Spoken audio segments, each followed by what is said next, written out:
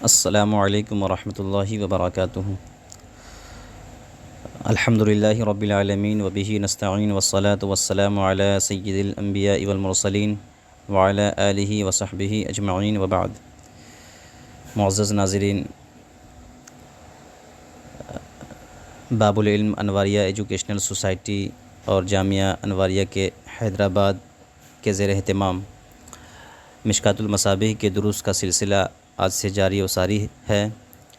اللہ رب العزت کی بارگاہ میں دست بدعا ہوں کہ مولا کریم ان دروس کو اپنی بارگاہ میں قبول فرمائے اور اسے مقبول انعام بنائے۔ آغاز درس سے پہلے میں مناسب یہ سمجھتا ہوں کہ مشکوٰۃ المصابیح کا ایک اجمالی تعارف پیش کر دیا جائے تاکہ اس کی روشنی میں آگے کے مسائل سمجھنے میں آسانی ہو۔ اس بات کو ذہن نشین کر لیں کہ مشکوٰۃ المصابیح دراصل یہ امام بغوی متوفی 510 ہجری کی کتاب مصابیح السنہ کا تتمہ اور تکملہ ہے۔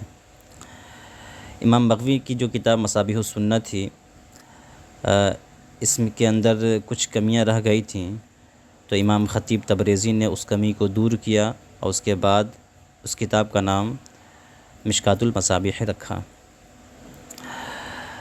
مصابیح السنہ 2 فصلوں پر مشتمل تھی۔ پہلی فصل میں صحیحین کی احادیث تھیں اور دوسری فصل میں دیگر ائمہ کی احادیث تھیں، یعنی حسن درجہ حسن والی احادیث انہوں نے پیش کی تھیں۔ لیکن صاحب مشکوٰۃ نے اس میں ایک تیسرے فصل کا بھی اضافہ کیا ہے۔ پہلے 2 فصل کو یوں ہی باقی رکھا، یعنی پہلے فصل میں صحیحین کی احادیث بیان کی، دوسری فصل میں دیگر ائمہ کی احادیث کو انہوں نے بیان کیا، اور مصابیح السنہ میں جو دوسرے فصل میں ضعیف اور منکر روایت شامل ہو گئی تھیں، صاحب مشکوٰۃ نے ان منکر روایت کو بھی خارج کر دیا، اور تیسری فصل میں انہوں نے موضوع سے متعلق جو بھی احادیث کسی بھی کتاب میں موجود تھیں، جیسے بیہقی وغیرہ میں یا دارقطنی وغیرہ میں جہاں بھی موجود تھی، انہوں نے ان احادیث کو یہاں پر یکجا کر دیا ہے۔ تو اس طرح سے مشکوٰۃ میں 3 فصل ہو گئے، جبکہ مصابیح میں صرف 2 فصل تھے۔ مصابیح میں ایک کمی یہ بھی تھی کہ صاحب مصابیح السنہ نے اختصار کے پیش نظر راویوں کے نام کو حذف کر دیا تھا، اور اسی کے ساتھ ساتھ حدیث کس کتاب میں موجود ہے اس کی انہوں نے تخریج بھی نہیں کی تھی۔ لیکن صاحب مشکوٰۃ نے سند کو بھی بیان کیا ہے، اور اسی کے ساتھ ساتھ جو حدیث انہوں نے پیش کی ہے وہ حدیث کس کتاب میں موجود ہے، کہاں موجود ہے، انہوں نے کتاب کی طرف بھی اشارہ کیا ہے۔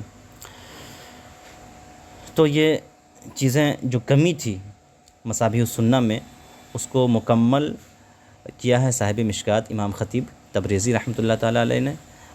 اس تکمیل اور تتمہ کے بعد جو انہوں نے مصابیح السنہ کا نام رکھا وہ ہے مشکوٰۃ المصابیح۔ صاحب مشکوٰۃ نے اپنی اس کتاب کا آغاز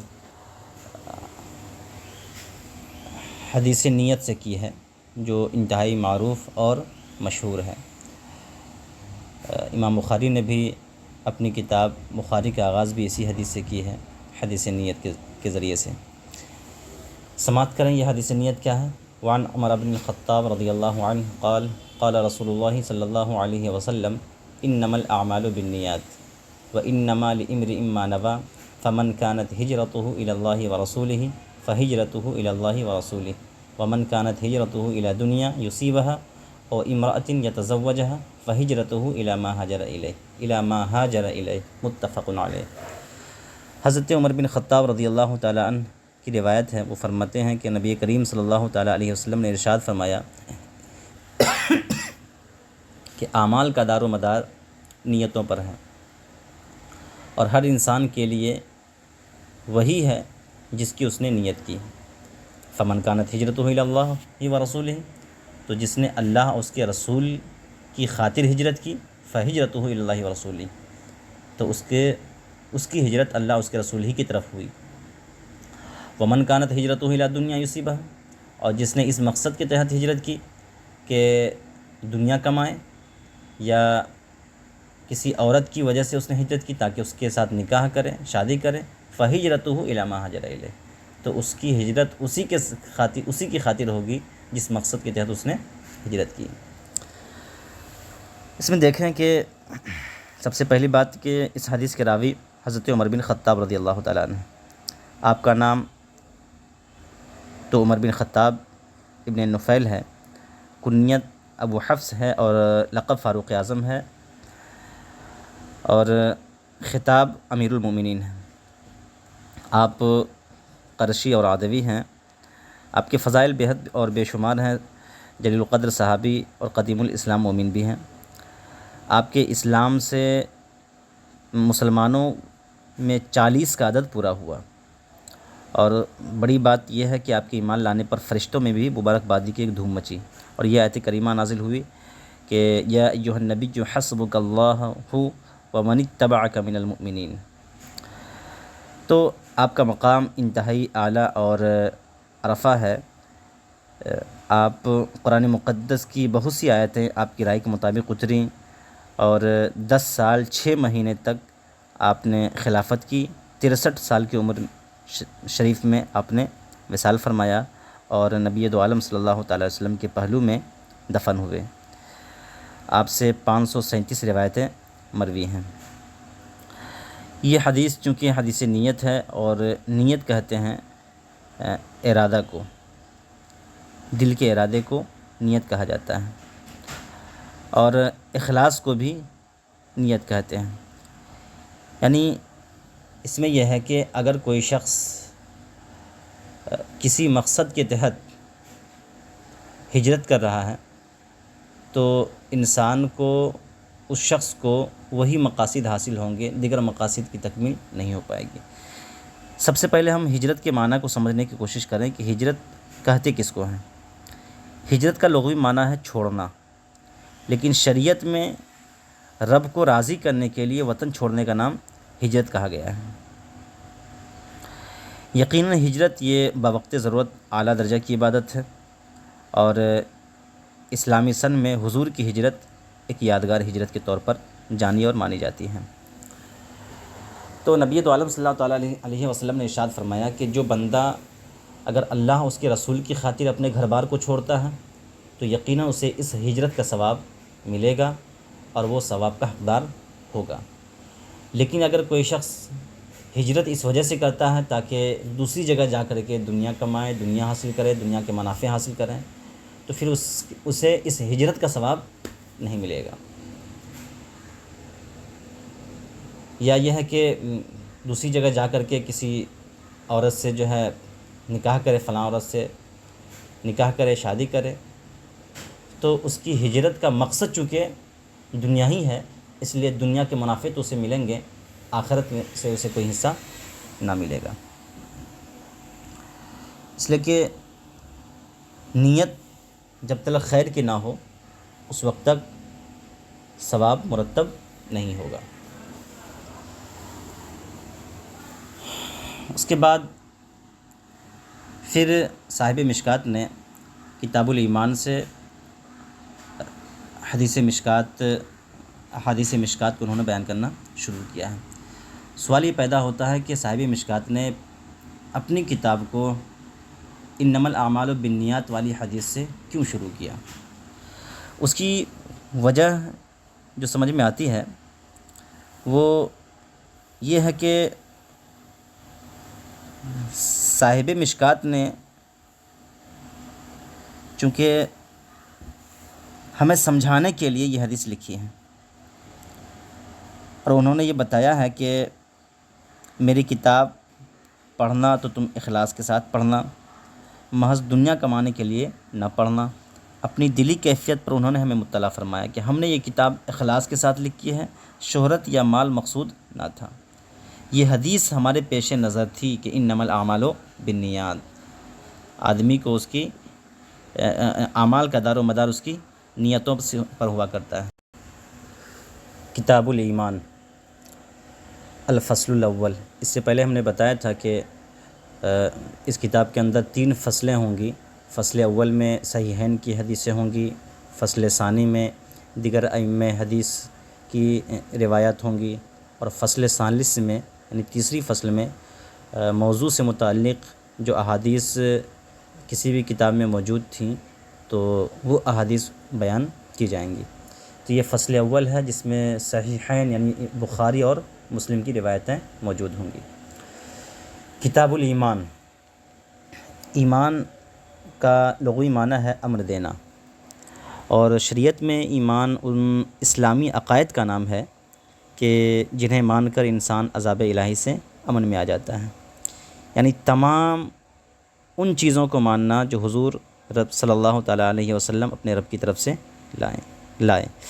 چونکہ ایمان محض ماننے اور تصدیق کا نام ہے، اس لیے اس میں مقدار ناممکن ہے، ہاں کیفیت کی زیادتی و کمی ہو سکتی ہے۔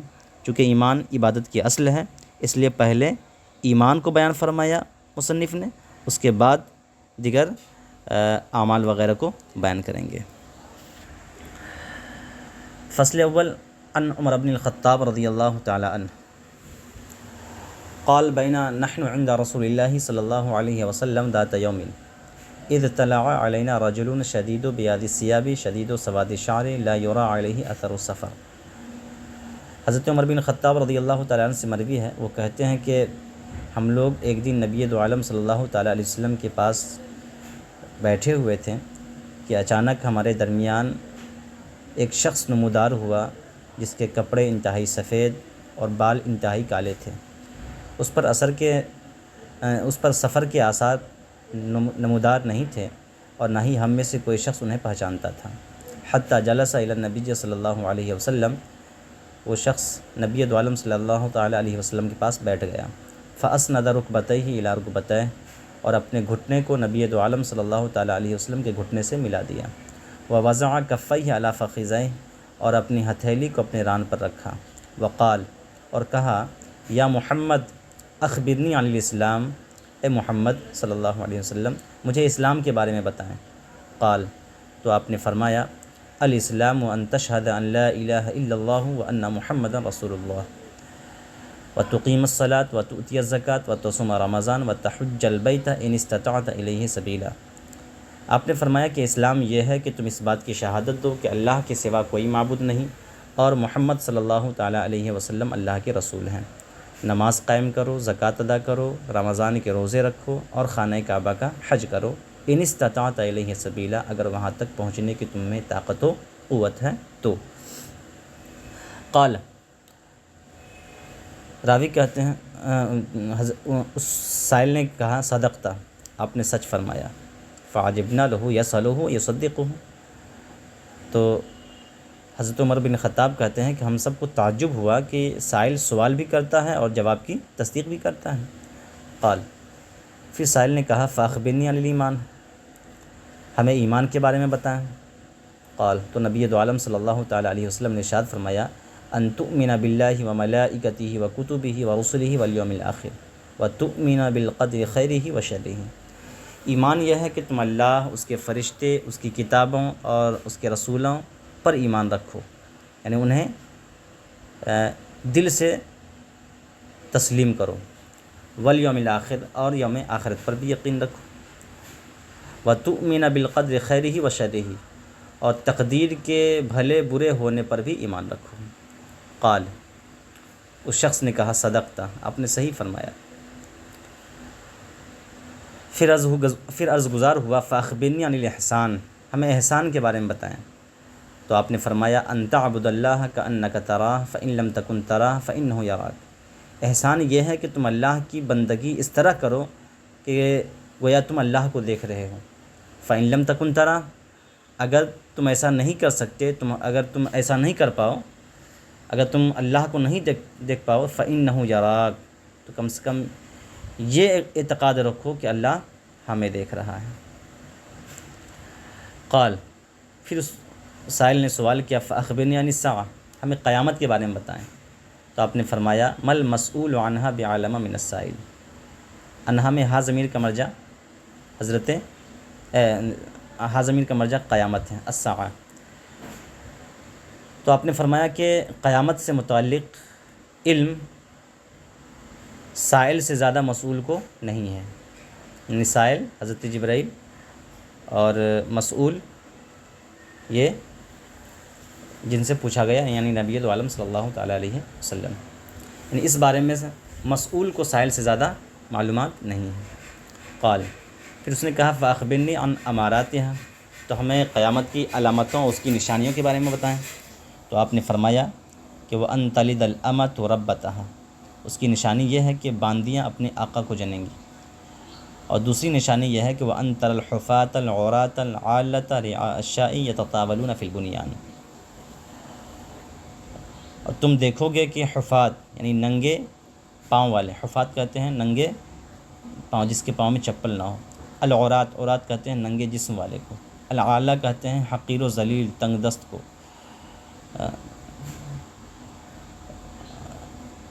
حقیر ذلیل شخص کو کہیں گے۔ رعاء الشاء، رعاء کا معنی ہوتا ہے چرواہا، الشاء معنی بکریاں، بکریوں کے چرواہے، یتطاولون کا معنی ہوتا ہے ایک دوسرے پر فخر کرنا، فی البنیان عمارتوں میں۔ تو قیامت کی دوسری نشانی یہ ہے کہ تم ننگے پاؤں والے، ننگے جسم والے، حقیر و ذلیل شخص اور بکریوں کے چرواہے کو دیکھو گے کہ عمارتوں کی تعمیر میں وہ ایک دوسرے پر فخر کریں گے۔ قال، راوی کہتے ہیں کہ ثم انطلق، پھر وہ چلے گئے، یعنی سائل جو تھے وہ چلے گئے۔ فلبثت ملیا، تو میں وہاں تھوڑی دیر ٹھہرا رہا، یعنی حضرت عمر بن خطاب کہتے ہیں میں وہاں تھوڑی دیر ٹھہرا رہا۔ ثم قال لی یا عمر، پھر نبی دو عالم صلی اللہ تعالیٰ علیہ وسلم نے مجھ سے فرمایا اے عمر، اتدری من السائل، کیا تم اس سائل کو پہچانتے ہو؟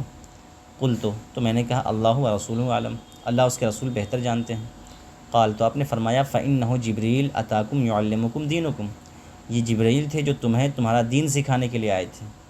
رواہ مسلم، اس حدیث کی روایت امام مسلم نے کی ہے۔ تو دیکھیں یہ ایک طویل حدیث ہے، اس حدیث کو حدیث جبریل کہا جاتا ہے۔ حدیث جبریل انتہائی معروف اور مشہور حدیث ہے، جسے چاہیے کہ ہر حدیث کا طالب علم زبانی یاد رکھیں۔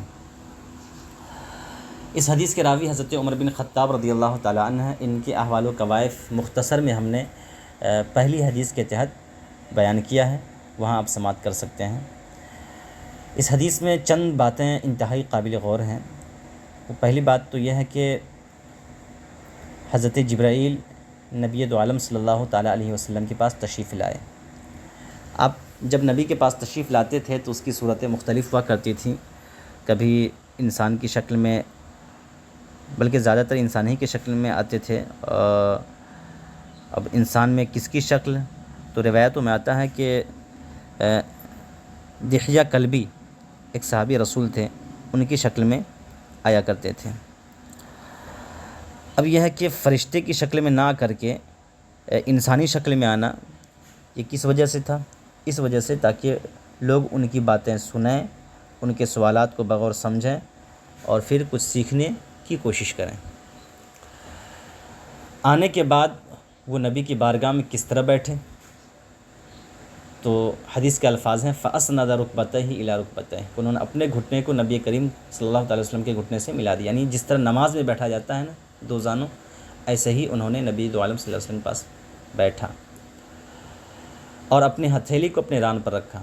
اس سے یہ سمجھ میں آتا ہے کہ جب ایک طالب علم اپنے استاذ کے سامنے بیٹھے تو اس کے بیٹھنے کا طریقہ وہی ہے، وہی ہونا چاہیے جو طریقہ حضرت جبرائیل کا نبی دو عالم کے پاس کے سامنے تھا، یعنی دو زانوں بیٹھے اور انتہائی ادب و احترام کے ساتھ بیٹھے، نماز میں بیٹھنے کی جو صورت ہوتی ہے اسی صورت میں بیٹھے۔ اچھا، اس سے دوسری بات یہ سمجھ میں آتی ہے کہ روضہ رسول صلی اللہ تعالیٰ علیہ وسلم کے سامنے جو عشاقان رسول نماز کی حالت میں نماز کی طرح کھڑے ہو کر کے آپ کی بارگاہ میں صلاۃ والسلام کا نذرانہ پیش کرتے ہیں، تو اس سے کچھ لوگ کہتے ہیں کہ اس طرح نہیں کھڑا ہونا چاہیے نبی کی بارگاہ میں، چونکہ وہ نماز میں کھڑے ہونے کا طریقہ ہے۔ اب نماز میں کھڑے ہونے کا طریقہ صرف رب کی بارگاہ میں ہی وہ طریقہ اختیار کیا جانا چاہیے، رب کے علاوہ کسی اور کی بارگاہ میں نہیں۔ تو ان کا جواب یہی حدیث پاک ہے کہ اگر ایسی بات ہے تو پھر نماز میں جو بیٹھنے کا طریقہ ہے اس طریقے پر حضرت جبرائیل نبی دو عالم صلی اللہ تعالی وسلم کے پاس بیٹھے، یہ ادب کا تقاضا تھا۔ تو یہ حدیث ہمیں یہ بھی بتاتی ہے کہ اگر نبی کی بارگاہ میں تم جاؤ تو اسی انداز میں کھڑے رہو جس طریقے سے تم نماز کی حالت میں کھڑے ہوتے ہو، نبی کے بارگاہ کے سامنے بیٹھے ہو تو اسی انداز میں بیٹھو جس انداز میں تم نماز کی حالت میں بیٹھا کرتے ہو۔ یہ ہمارے معمولات اور ہمارے عقائد کی ترجمانی کرتی ہے یہ حدیث پاک۔ اس کے بعد انہوں نے جو سوال کیا وہ 3 اہم سوال بہت امپورٹنٹ ہیں۔ پہلا سوال کیا تھا؟ اسلام کے بارے میں، کہ اسلام کسے کہتے ہیں بتایا جائے۔ تو نبی نے جو اسلام کا مین اسٹرکچر ہے، جو بنیادی چیزیں اسلام کی، اس کو آپ نے بیان فرمایا۔ پہلی چیز کیا ہے؟ کلمہ شہادت، لا الہ الا اللہ محمد رسول اللہ، اس بات کی شہادت دینا۔ دوسرا کیا؟ نماز پڑھنا۔ تیسرا زکوٰۃ ادا کرنا، اور چوتھا رمضان کے روزے رکھنا، اور پانچواں خانہ کعبہ کا حج کرنا۔ یہ 5 چیزیں اسلام کی بنیاد ہیں۔ مسلمان ہونے کے لیے ان 5 چیزوں کا ماننا ضروری ہے، ان 5 چیزوں کو دل سے ماننا ضروری ہے۔ ادائیگی کی جہاں تک بات ہے تو ادائیگی یہ مسلمان کامل ہونے کے لیے یہ ان کی ادائیگی ضروری ہے۔ جہاں تک مسلمان ہونے کی بات ہے تو اس مسلمان ہونے کے لیے صرف اس کا مان لینا کافی ہے۔ ایسا ہو سکتا ہے کہ کوئی شخص جو ہے زندگی بھر کلمہ شہادت اپنی زبان سے نہ ادا کیا ہو، یا نماز نہ پڑھا، روزہ نہ رکھا ہو، زکوٰۃ بھی نہ ادا کیا ہو، خانہ کعبہ کا حج بھی نہ کیا ہو، تو وہ اس کے باوجود بھی وہ شخص مسلمان ہوگا، اس لیے کہ عمل اسلام کے لیے ضروری، عمل جو ہے مسلمان ہونے کے لیے فرض نہیں ہے، بلکہ مسلمان ہونے کے لیے ان 5 چیزوں پر ایمان لانا، دل سے تصدیق کرنا، یہ کافی ہے۔ عمل اس کا ایک لازمی حصہ ہے۔ اگر ان تمام چیزوں پر عمل بھی کریں گے تو ایک مسلمان کامل ہوں گے، مومن کامل ہوں گے۔ فَأَخْبِرْنِي عَنِ الْإِيمَانِ، پھر دوسرا سوال کیا تھا حضرت جبرائیل کا کہ ایمان کے بارے میں بتائیں۔ تو نبی نے کیا فرمایا کہ اللہ پر ایمان رکھو، اللہ کے فرشتوں پر ایمان رکھو۔ اللہ پر ایمان رکھنے کا مطلب کہ اللہ ایک ہے، اس کا کوئی شریک و سہیم نہیں۔ اللہ کے فرشتوں پر ایمان رکھو کہ وہ اللہ کی مخلوق ہیں۔ اللہ کی کتاب اور اس کے رسول پر ایمان رکھو، اور یوم آخرت پر، قیامت کے دن پر، حشر و نشر پر، اور جو آخری چیز ہے وہ تؤمن بالقدر خیرہ و شرہ، کہ تقدیر بھلی یا بری جو بھی ہو اس پر ایمان رکھیں۔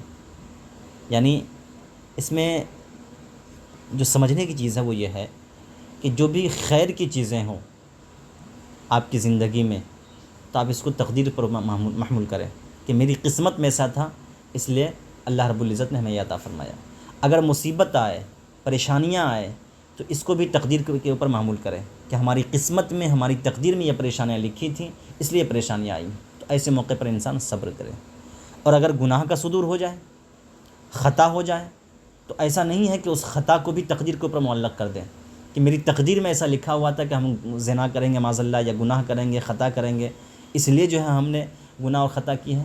تو ایسی افعال شنیعہ کو، گناہ کے کاموں کو تقدیر پر محمول کرنا جائز و صحیح نہیں ہے، ٹھیک ہے۔ ایسے موقع پر اپنے نفس امارہ کو ملامت کریں، اپنے نفس کو کنٹرول کرنے کی کوشش کریں، اور اپنی ذات کو اس کا مورد الزام بنائیں کہ ہماری ذات کی وجہ سے، ہمارے نفس کی وجہ سے یہ گناہ کا صدور ہوا ہے۔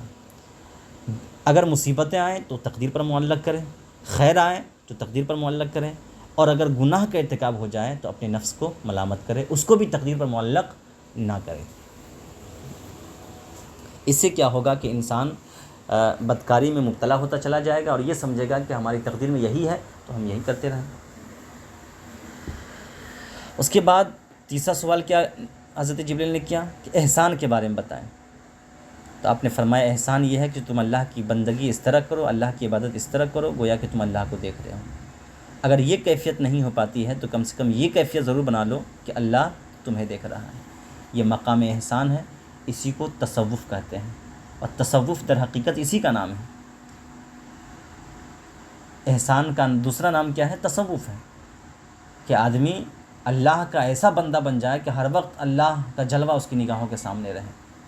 اگر یہ کیفیت نہیں ہو پاتی ہے، جو کہ اعلیٰ ہے، تصوف کا اعلیٰ پیمانہ ہے، اگر اس مقام تک آدمی اگر نہیں پہنچ پاتا ہے تو کم سے کم یہ کیفیت اپنے اندر ضرور پیدا کر لے، ہر وقت یہ کیفیت پیدا کر لے کہ اللہ ہمیں دیکھ رہا ہے، اللہ ہمیں دیکھ رہا ہے۔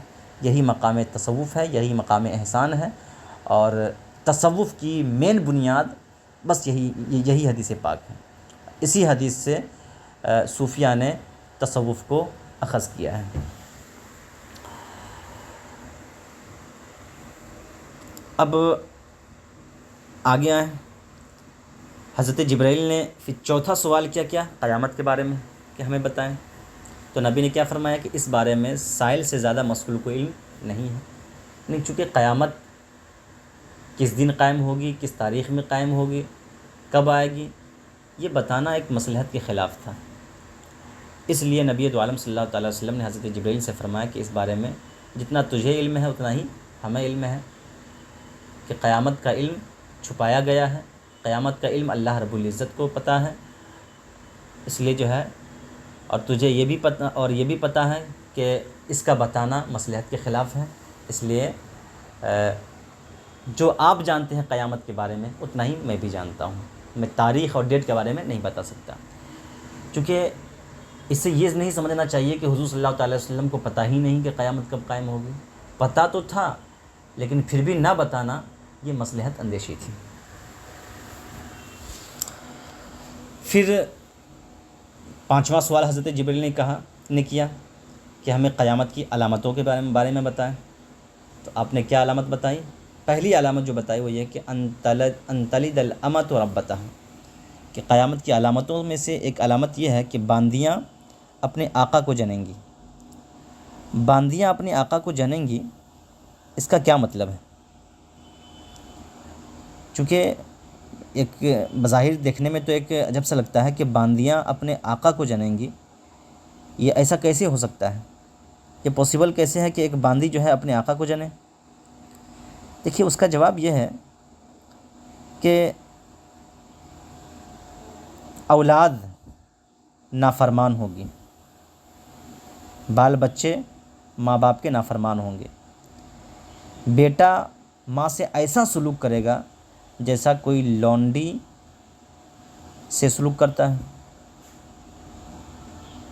جیسا کوئی لونڈی سے سلوک کرتا ہے. تو اب سلوک کے اعتبار سے، رویے کے اعتبار سے، ایٹیٹیوڈ کے اعتبار سے، معاملات کے اعتبار سے ایک مالک اپنی لونڈی کے ساتھ جو سلوک روا رکھتا ہے، ایسے ہی ایک بیٹا اپنی ماں کے ساتھ اس سلوک کو روا رکھے گا، کہ جس کی بنیاد پر یہ کہا گیا ہے کہ باندیاں اپنے آقا کو جنیں گی. یعنی آقا والی جو کیفیت ہوتی ہے وہی کیفیت ایک بیٹے کے اندر پیدا ہوگی. اور آقا جو معاملات اپنی لونڈی کے ساتھ کرتا ہے وہی معاملات ایک بیٹا اپنی ماں کے ساتھ کرے گا. جی، تو اس وجہ سے کہا گیا گویا ماں اپنے مالک کو جنے گی. ٹھیک ہے. اور دوسری نشانی آپ نے کیا فرمائی کہ ان تر الحفاة العراة، کہ تم ننگے پاؤں والے، ننگے جسم والے اور حقیر و ذلیل شخص بکریوں کے چرواہے کو دیکھو گے کہ عمارتوں میں ایک دوسرے پر فخر کرتے نظر آئیں گے. یعنی قوم کے جو نہایت حقیر اور ذلیل شخص ہوں گے نا، ایسے لوگ بھی بڑے بڑے محلات بنائیں گے اور اس پہ جو ہے ایک دوسرے پر فخر کرتے ہوئے نظر آئیں گے. دولتوں کی فراوانی ہوگی، اس سے یہ اشارہ کرنا مقصود ہے. دولت کی کمی نہیں ہوگی، ایک دم فراوانی ہوگی. لوگ اگرچہ اس کی حیثیت بالکل حقیر و ذلیل کی ہوگی لیکن بڑے بڑے محلات ان کے ہوں گے اور ایک دوسرے پر فخر کرتے ہوئے نظر آئیں گے. یہ سوالات یہاں سے ختم ہو گئے. سارے سوالات ختم ہونے کے بعد پھر حضرت جبرائیل علیہ الصلاۃ والسلام نبی کی بارگاہ سے اٹھ کر چلے جاتے ہیں. تو اس کے بعد نبی دو عالم نے حضرت عمر سے فرمایا، عمر تم جانتے ہو کہ یہ سوال کرنے والے کون تھے؟ تو حضرت جبرائیل نے فرمایا تو اللہ اس کے رسول ہی بہتر جانتے ہیں کہ سائل کون تھا اور آنے والے کون تھے. آپ نے فرمایا فَإِنَّهُ جِبْرِيلُ أَتَاكُمْ يُعَلِّمُكُمْ دِينَكُمْ، یہ جبرائیل تھے جو تمہیں تمہارا دین سکھانے کے لیے آئے تھے. اس سے یہ سمجھ میں آتا ہے کہ حضرت جبرائیل کو ان سارے سوالات کے جوابات معلوم تھے. اس کے باوجود حضرت جبرائیل نے نبی دو عالم سے پوچھا. یہ کیا مقصد تھا پوچھنے کا؟ مقصد یہ تھا کہ آپ کے ارد گرد جو صحابہ بیٹھے ہیں انہیں بھی اس جواب کا علم ہو جائے، اس سوال کا کیا جواب ہے اس کی صحیح معلومات انہیں بھی حاصل ہو جائے. تو اس حدیث سے یہ سمجھ میں آتا ہے کہ کبھی ایسا بھی ہو سکتا ہے کہ آدمی کو جواب معلوم ہو کسی سوال کا، پھر بھی وہ سوال کرے، پھر بھی وہ جو ہے جواب طلب کرے دوسروں سے. کیوں؟ تاکہ دیگر افراد جو ہیں انہیں اس کا جواب معلوم ہو جائے. یہ ایک نیک مقصد ہے. اس مقصد کے تحت اگر کوئی سوال کرتا ہے تو بلا شبہ اس کا سوال کرنا درست ہے. اور اگر کوئی آزمائش کے لیے، امتحان لینے کے لیے سوال کرتا ہے تو بلا شبہ اس طرح سے سوال کرنا صحیح نہیں ہے، اس سے بچنا چاہیے. اس حدیث کی روایت امام مسلم نے کی ہے اپنی صحیح میں. اب آ جائیں حدیث نمبر 3 پہ. حدیث نمبر 3 یہ وہی حدیث ہے جو حدیث نمبر 2 آپ نے پڑھا، حضرت عمر بن خطاب کی روایت. یہی حدیث حضرت ابو ہریرہ سے بھی مروی ہے، لیکن اس میں کچھ اختلاف ہے جس کو انہوں نے حدیث نمبر 3 کے تحت بیان فرمایا ہے. تو دیکھیں، وَرَوَاهُ ابو ہریرہ، اس حدیث کی روایت یعنی جو حدیث جبرائیل ہے، اس حدیث جبرائیل کی روایت حضرت ابو ہریرہ رضی اللہ تعالیٰ عنہ نے بھی کی ہے، مع اختلاف، قدر اختلاف کے ساتھ. وفیہ، اور وہ اختلاف یہ ہے کہ وَإِذَا رَأَيْتَ الْحُفَاةَ الْعُرَاةَ الصُّمَّ الْبُكْمَ مُلُوكَ الْأَرْضِ، کہ جب تم ننگے پاؤں والے، ننگے جسم والے اور گونگے بہرے شخص کو دیکھو گے تو وہ زمین کے کیا ہوں گے؟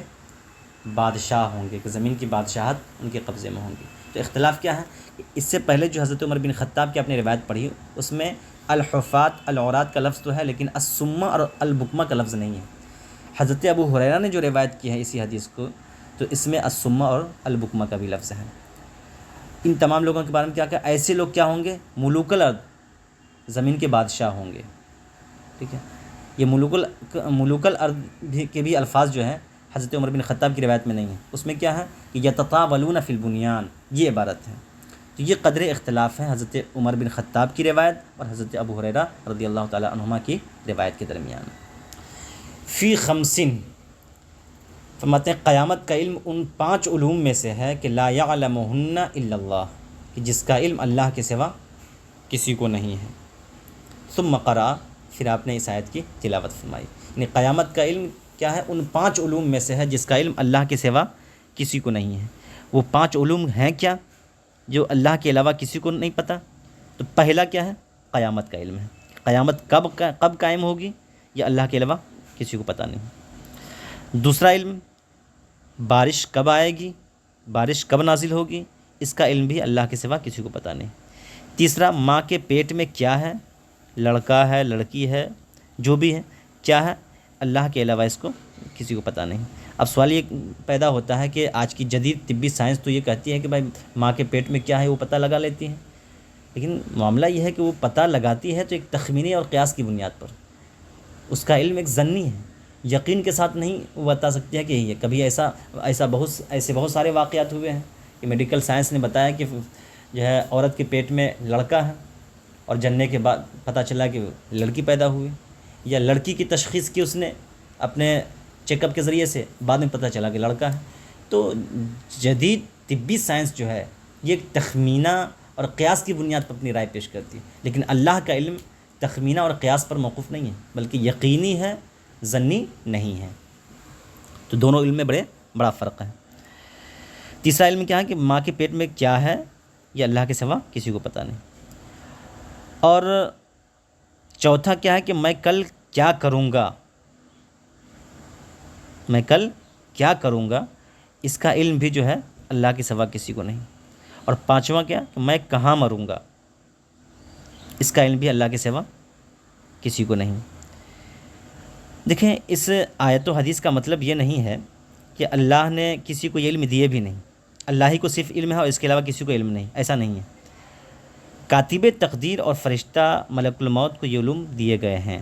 اور ہمارے حضور صلی اللہ تعالیٰ علیہ وسلم نے بدر کی جنگ میں پہلے زمین پر خطوط کھینچ کر یہ بتا دیا تھا کہ کل فلاں شخص یہاں مرے گا، کل فلاں شخص یہاں مرے گا، کل فلاں شخص یہاں مرے گا. تو اس سے سمجھ میں آتا ہے کہ حضور کو بھی یہ علوم عطا کیے گئے کہ کون کہاں مرے گا. یہ مطلب نہیں ہے کہ یہ علوم خمسہ جو ہیں یہ صرف اور صرف اللہ رب العزت ہی کو پتہ ہے. اللہ نے اپنے فضل و کرم سے دیگر افراد کو بھی عطا کیے ہیں اور حضور کو بھی اس کا علم دیا گیا ہے. ٹھیک ہے، تو دیکھیں، فی خمسین لا یعلمہن الا اللہ، قیامت کا علم ان 5 علوم میں سے ہیں جس کو اللہ کے سوا کوئی نہیں جانتا. ثم قرأ، پھر نبی دو عالم نے اس آیت کی تلاوت فرمائی کہ ان اللہ عندہ علم الساعۃ وینزل الغیث، کہ اللہ رب العزت ہی کو قیامت کا علم ہے اور یہ کہ بارش کب نازل ہوگی، اور وہی بارش نازل فرماتا ہے، یعنی بارش کب نازل ہوگی اس کا علم بھی اللہ رب العزت کو ہے، لیکن اللہ نے اپنی توفیق، اللہ رب العزت اپنے فضل و کرم سے اپنے خاص بندوں کو بھی ان علوم سے آگاہ فرمایا ہے۔ اب آئیں حدیث نمبر 4 پہ۔ حدیث نمبر 2 جو ہے یہ حضرت ابو ہریرہ رضی اللہ تعالیٰ عنہ سے مروی ہے نا۔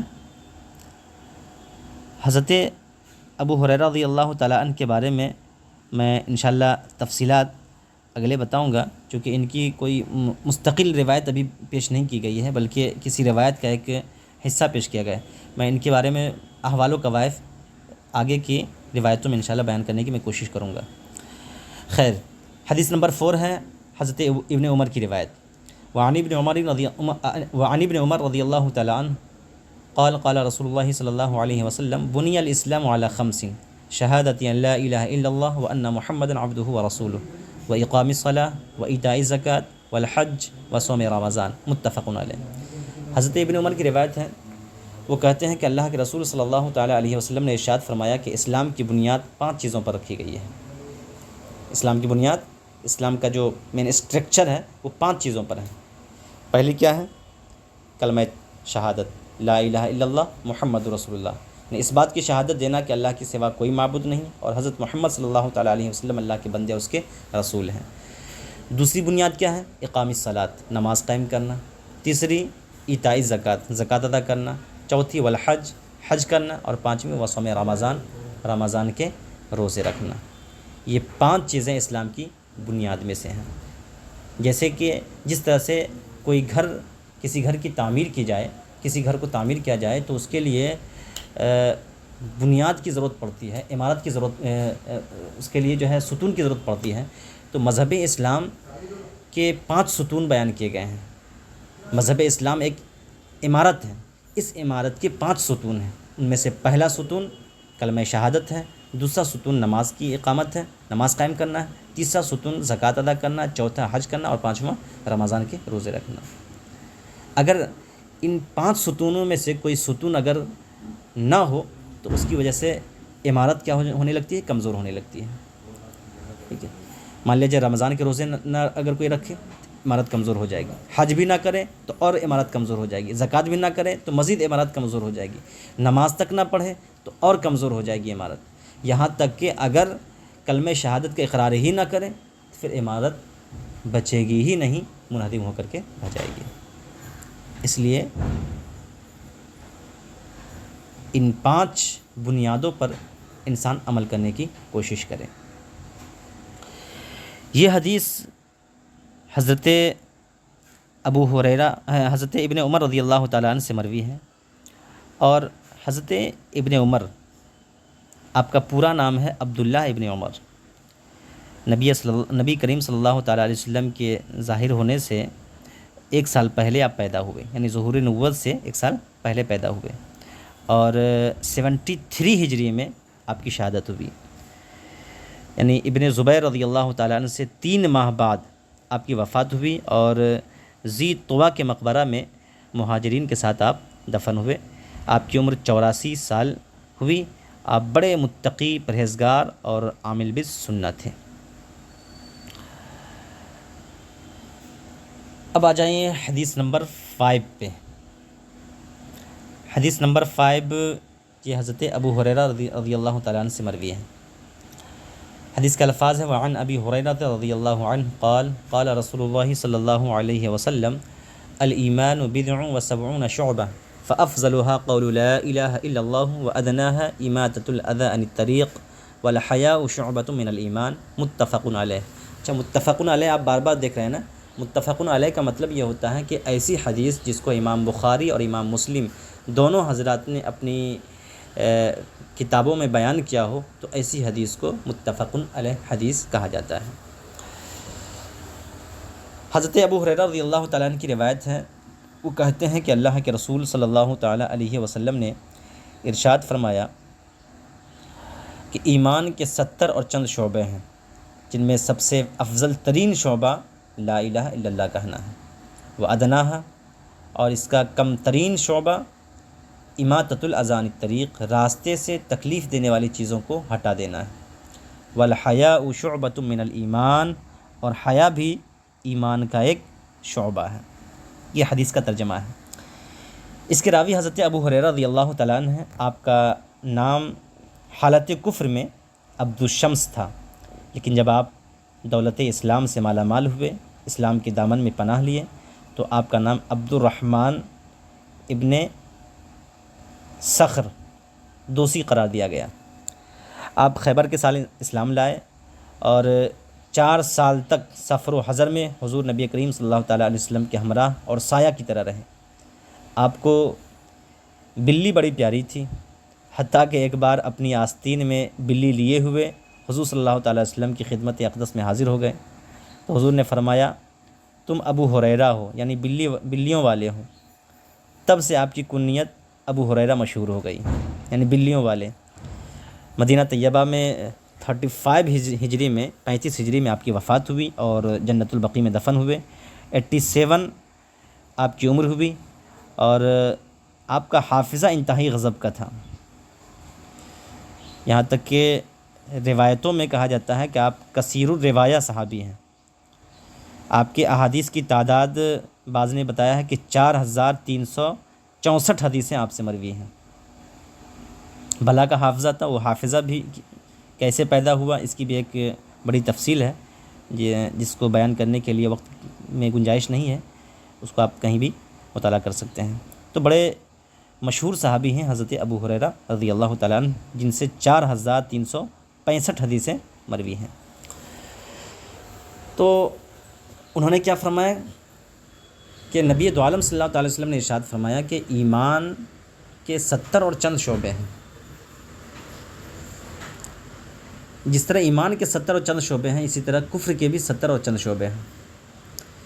بضع کا لفظ آیا ہے، بضع کا اطلاق 1 سے لے کر کے 9 تک کیا جاتا ہے۔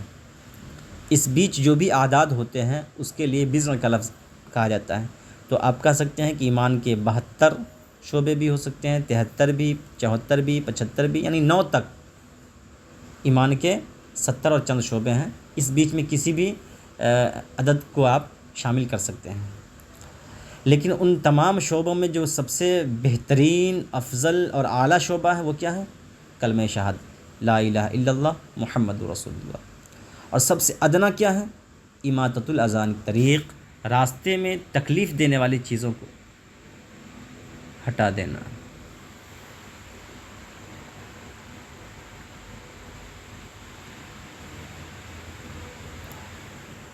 راستے کی تکلیف دینے والی چیزوں کو ہٹا دینا۔ والحیاء شعبۃ من الایمان، اور حیا ایمان کا ایک شعبہ ہے۔ اچھا، راستے سے تکلیف دینے والی چیزوں کو ہٹا دینے کا مطلب صرف یہ نہ سمجھا جائے کہ راستے میں کڑکٹ ہو، کوڑے ہوں، پتھر ہوں، کانٹے ہو تو اس کو ہٹا دینا صرف یہی مراد ہے، ایسا نہیں ہے۔ بلکہ مراد یہ بھی ہے کہ مسلمانوں کے راستے میں کوئی چیز اگر پریشانی کا سبب بنے، مسلمانوں کی زندگی کے راستے میں، مسلمانوں کے خیر کے راستے میں کوئی چیز رکاوٹ کا سبب بنے، تکلیف کا سبب بنے، تو اس کو بھی دور کر دینا یہ ایمان کا شعبہ کہلاتا ہے۔ مان لیا جائے کوئی شخص ایسا ہے جو پریشان ہے، مفلوق الحال ہے، تنگ دست ہے، تو اس کی زندگی میں تنگ دستی اور مفلوق الحالی ایک پریشانی کا سبب ہے نا، اس لیے اس کی تنگ دستی کو دور کر دینا، اس کی پریشانی کو ختم کر دینا، یہ ایمان کا ایک شعبہ کہلائے گا۔ ایمان کے شعبے میں یہ شامل ہے۔ ایسے ہی جو ہے کسی بندے سے دوسرے بندے کے درمیان نا اتفاقی ہے، ناچاقی ہے، اختلاف ہے، جس کی وجہ سے دونوں آپس میں دست و گریباں رہتے ہیں، گفت و شنید نہیں ہوتی ہے، بات چیت نہیں ہوتی ہے، تو اس چیز کو بھی ختم کر دینا ایمان کے شعبے میں شامل ہے۔ والحیاء شعبۃ من الایمان، اور حیا بھی ایمان کا ایک شعبہ ہے۔ یہ بہت امپورٹنٹ چیز ہے کہ حیا کو ایمان کا ایک شعبہ قرار دیا گیا ہے۔ اس لیے کہ اگر انسان کے اندر حیا نہیں ہوتی ہے تو کہا جاتا ہے کہ فَإِذَا لَمْ تَسْتَحِ فَاصْنَعْ مَا شِئْتَ، اگر تمہارے اندر حیا نہ ہو تم جو چاہے کرو۔ تو جب انسان ایک بے حیا ہو جاتا ہے تو اس سے کسی بھی قسم کا کہ گناہ کا صدور ہو جائے، کسی بھی کام کا وہ ارتکاب کر لے تو اس میں وہ ذرا سا بھی شرم اور جھجک محسوس نہیں کرتا ہے۔ بے حیا جو چاہتا وہ کر لیتا ہے۔ اس لیے انسان کو باحیا بننا چاہیے، اور باحیا ہونا ایمان کے ایک شعبے میں سے ایک ایمان کے شعبوں میں سے ایک شعبہ ہے۔ اللہ تعالی ہم سب کو اس کی توفیق سے نوازے۔